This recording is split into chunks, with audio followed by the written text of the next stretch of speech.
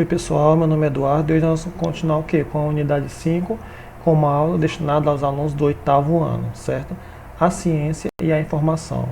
Com os recursos da tecnologia, as informações sobre as pesquisas científicas chegam a nós quase instantaneamente. Como manter-se atualizado sobre descobertas científicas que contribuem para melhorar a nossa vida?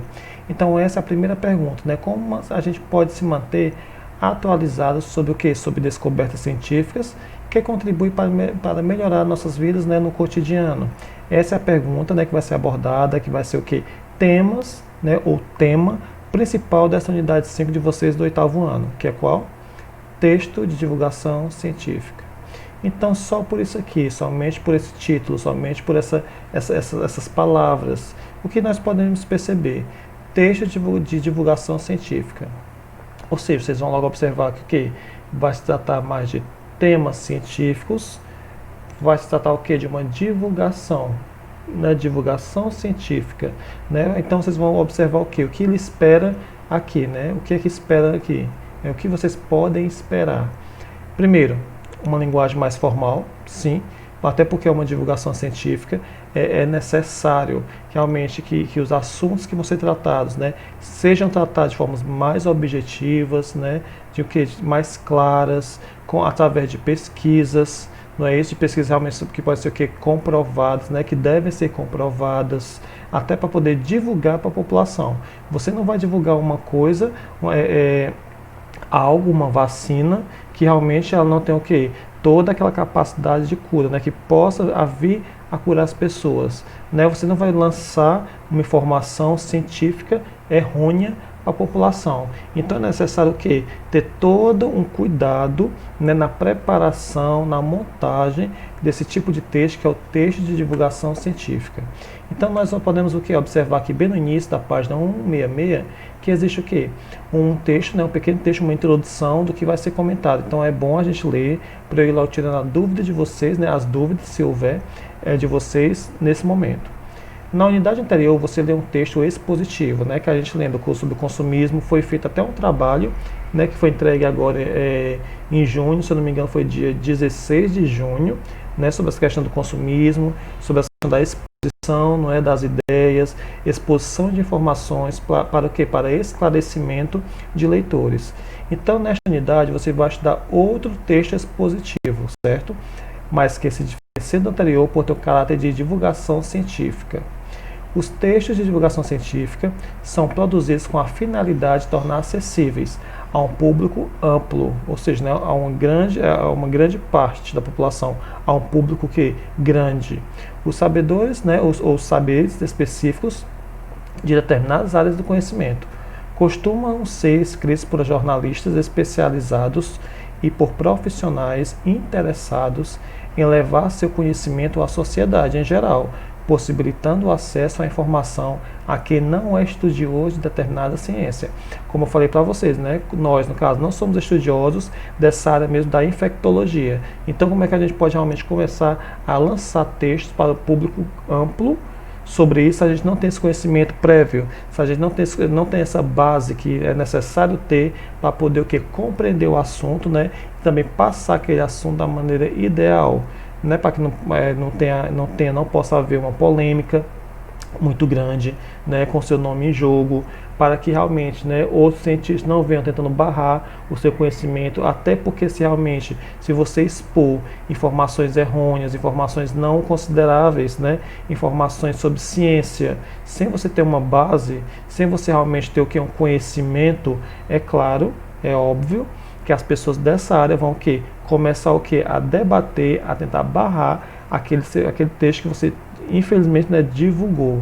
Então, continuando, podem se apresentar em linguagem verbal, né, que é aquela linguagem escrita através de textos, ou não verbal, que é através de imagens, ou misturar esses dois tipos de linguagem. As duas linguagens podem ser misturadas sem problema algum. Até facilita, né, melhor para que o leitor ele possa compreender melhor aquele tipo de assunto, né? Quando você vê a imagem, facilita às vezes a sua interpretação sobre aquele texto que está logo junto àquela imagem, certo? Então, seguindo aqui. Cadê?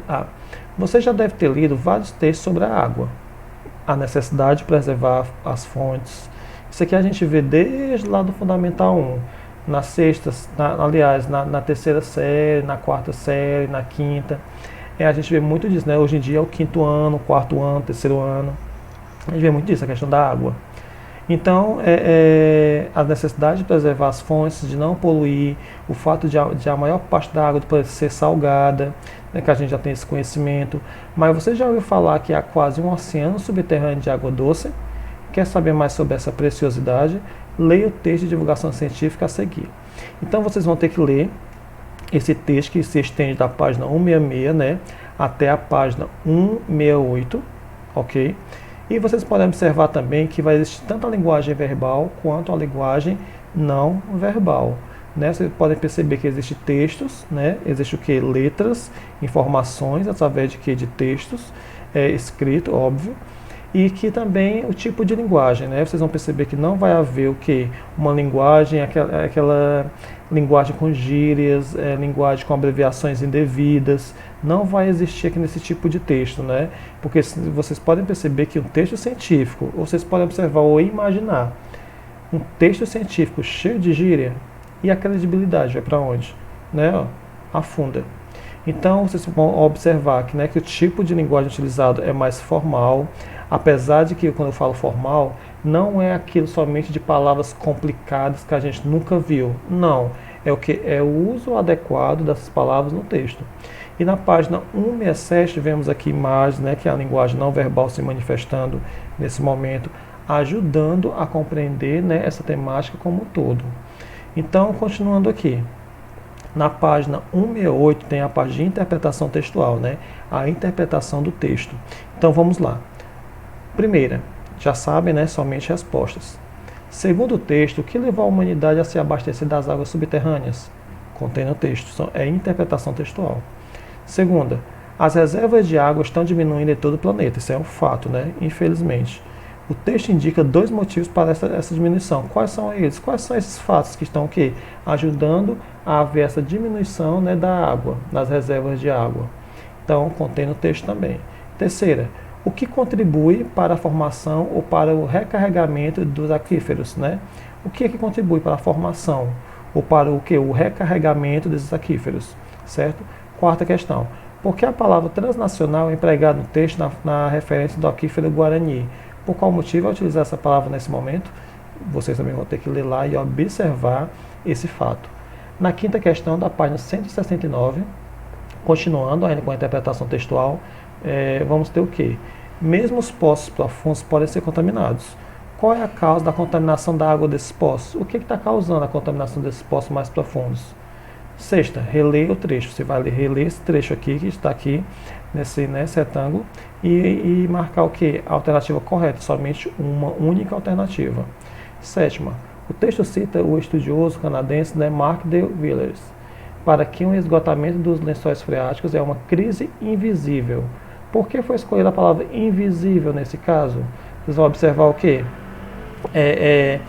Esse termo que ele utilizou, uma crise invisível. Né? Por que será que ele utilizou essa palavra invisível nesse instante, nesse momento? Vocês vão analisar, né, o contexto e observar o que? Essa expressão e dizer o que? Por que foi escolhida a palavra invisível nesse caso? Oitava, que informação do texto lido mais chamou sua atenção? Por qual motivo? Você lê um texto sobre água, né? Lê um texto sobre poluição da água, lê um texto falando sobre determinados pontos, né? Científicos disso, e não tem nada que chamou a sua atenção. Então aqui nesse momento você vai colocar o que? O que chamou sua atenção e por qual motivo chamou sua atenção. Continuando a página 169, linguagem e construção do texto. Então aqui vocês podem observar na página 169, lá no final, vai ter o que? Vocês vão observar algumas marcas, né, de destaque, como nós podemos ler aqui, marcadores gráficos, que são letras em negritos, né, mais grossas, ou em itálico, inclinadas, que diferenciam das demais para dar destaque a um item em informação específica. E as aspas, né, que é o sinal gráfico, que são utilizados para quê? Nas citações, para dar destaque à fala de especialistas. Então, nesse momento aí está mostrando o quê?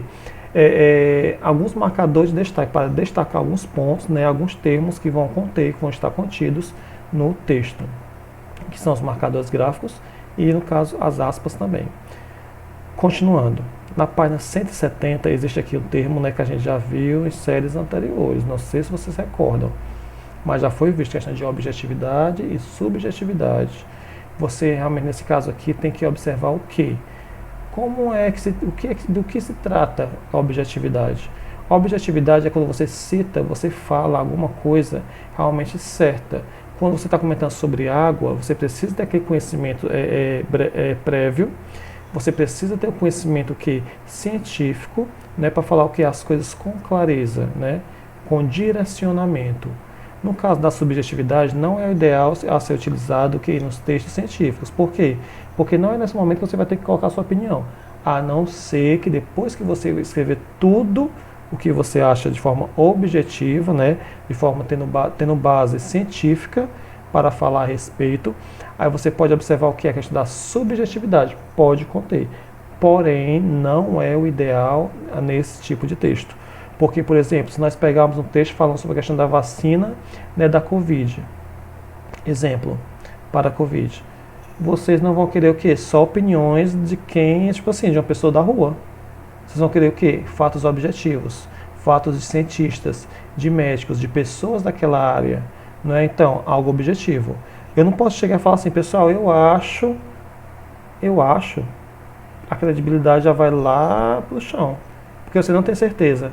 E o fato científico precisa ter o quê? Testes, né, para ter o quê? Uma ciência sobre aquele assunto. Então é isso que nós vamos ver aqui nessa página, na página 170, na 171. Ainda vai ser a interpretação a respeito disso, certo?